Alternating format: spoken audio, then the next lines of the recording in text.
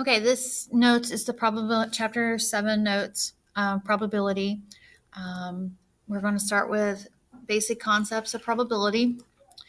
You need to make sure to copy down any definitions that are highlighted on here, as well as some example pieces that I will highlight.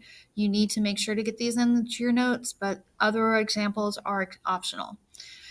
Definitions: a probability experiment is an action or trial through which specific results, counts, measurements, or responses are obtained. The result of a single trial in a probability experiment is an outcome, and the set of all possible outcomes of the probability experiment is the sample space. An event consists of one or more outcomes and is a set of the sample space. An event could include one single element in the sample space, one outcome, multiple outcomes, or even all of the sample space.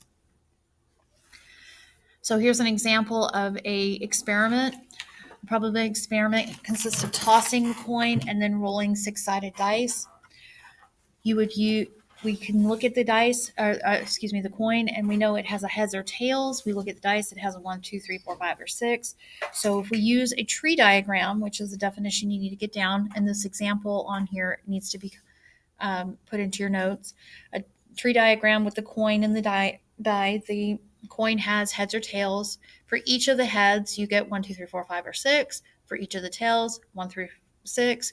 So there are 12 outcomes: H1, H2, H3, T1, T2, T3, etc. So now I want you to try this yourself. You'll need to write these into your journal and then put your answers into the Edpuzzle answers questions that are attached that will follow shortly. So for each of the probability examples, you're going to look at the survey up beside it, and then for number 1, you'll also combine that with the gender of the respondents. So there's a male and female. They get to agree, disagree, or no opinion. So how many outcomes are there, and what is the sample space? Problem 2, you're looking at the survey, agree, disagree, no opinion, and combining it with their political party, Democrat, Republican, or other. So how many outcomes are there, and what is the sample space? Events that are events are often represented by the uppercase letters ABC. An event that consists of one single outcome is a simple event. In example 1 that we talked about a minute ago, the event of tossing the heads and receiving a 3 when you roll is a simple event because there's only one outcome that matches that, H3. But in contrast, the event tossing heads and rolling even number is not simple because there are 3 possible outcomes. You can get a heads the first time, but then also get 2, 4, or 6 with the dice. So example 2, identify the simple solutions. If we have a situation where for quality control, you randomly select a computer chip from a batch that has been manufactured that day, and then your event is selecting a specific defective chip. This is a single event because you're picking one up and it's choosing a specific defective event. If you roll a 6-sided dice, the event is rolling at least a 4 that has 3 possible outcomes because you can get a 4. At least means you could also get a 5. At least means you could also get a 6. So that is not a simple outcome. It has more than one event.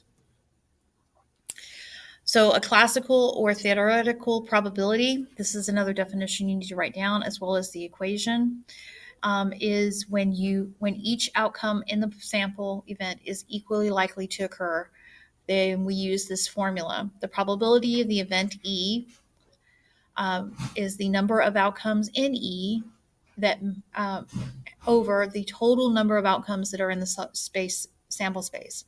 So say you had the event, we were talking about our example, probability of getting an H3.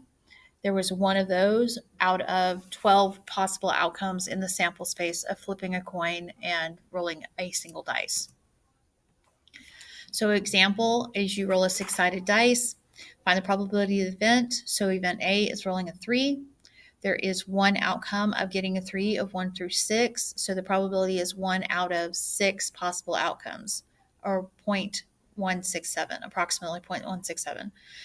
Rolling a 7, there are no 7s on a dice. So there is 0 chances of getting a 7 out of 6 possible chances in the sample space. So the answer is 0. And then rolling a number less than 5, there are 4 possible outcomes. 1, 2, 3, 4. So the probability of a number less than 4 is 4 out of 6 in the sample space, or 2 out of 3, or 0.667. So now try it yourself. To the left, you will see a list of all possible cards in a standard deck of playing cards. I want you to find the probability of, first figure out the total number of outcomes, then find, so how many total cards are in a single deck. That's your denominator. And then find the number of outcomes that match that event. So how many of those cards are a 7 of diamonds. And then put your answer into fraction form and put that into the Edpuzzle answer coming up. Also for problem 2, select a diamond. So you're picking from any diamond, doesn't have to be a specific one. And then problem 3 is selecting a diamond, a heart, a club, or a spade. So how many diamonds, how many hearts, how many clubs or spades are there total? That is your number of outcomes over the total number of cards. Empirical or statistical probability is based on observations obtained from probability experiments. This is not something that is theory. This is what we practice. It's actually physically flipping the coin. So there's a little bit difference in the formula. The probability of the event is the frequency of that event happening. So how many times did you get heads when you flip that coin, out of how many trials you did, the total frequency, which means the total number of trials. So the frequency of the event over n, the total number of trials.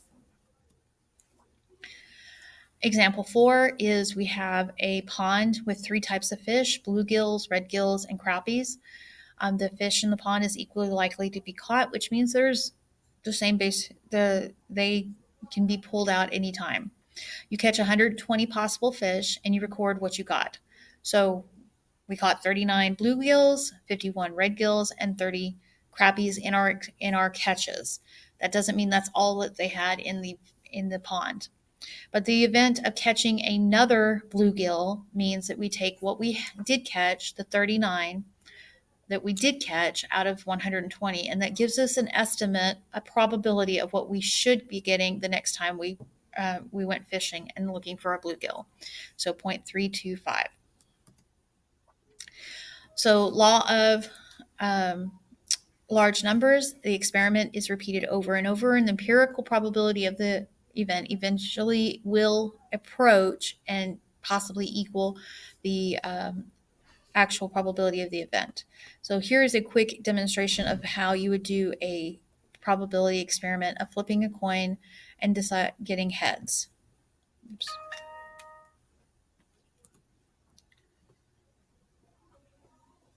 Play. There we go. So quickly we would write down our heads and tails. We would flip the coin, and this time 10 tries, and record each time what we got. So out of 10 tries, 4 heads out of 10. Do it again for 20 tries, and once we're done, you'll see that we had them continuing to get very close to the 10 out of 20. And that time we just happened to do it. 40 times, we do it again. And what you'll find out is as you see this go through, as it finishes up, you'll find out that even though 20 times got a 50%, which is what we expected, going at 40 times, not quite there. But that's because we're flipping coin, and the coin, actually, I think it was pretty brand new, so it wasn't flipping properly. Anyways, this one ended up being a 17 out of 40.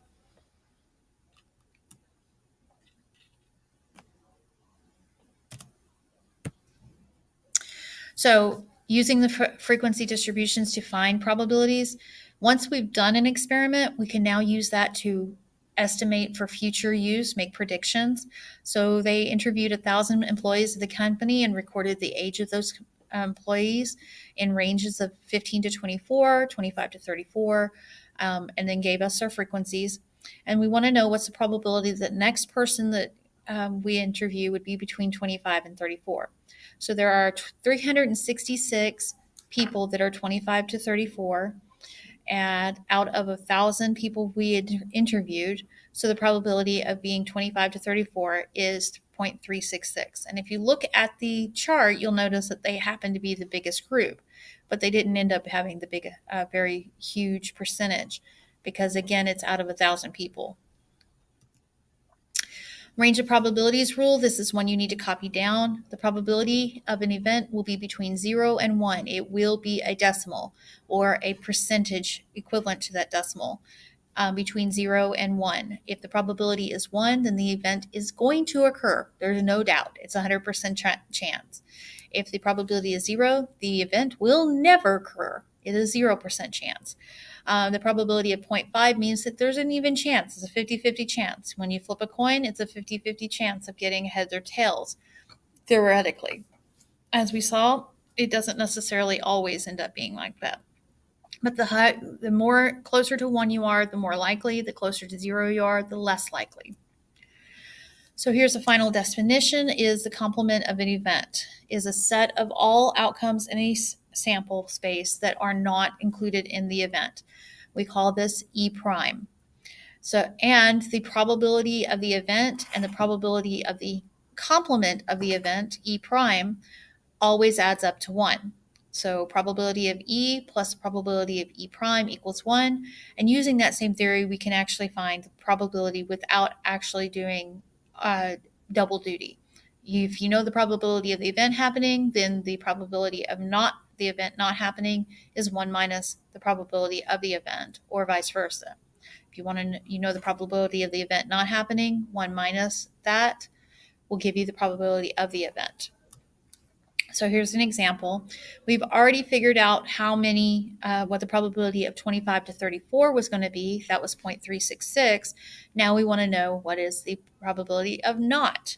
So there's two possibilities. You could add up everybody that was not 25 to 34 off of the chart, and that over 1,000 would give you, or since we already know 25 to 34, we can simply subtract it from 1. 1 minus 366 over 1,000 is 634 over 1,000, or 1 minus 0.366 will give you the same decimal of 0.634.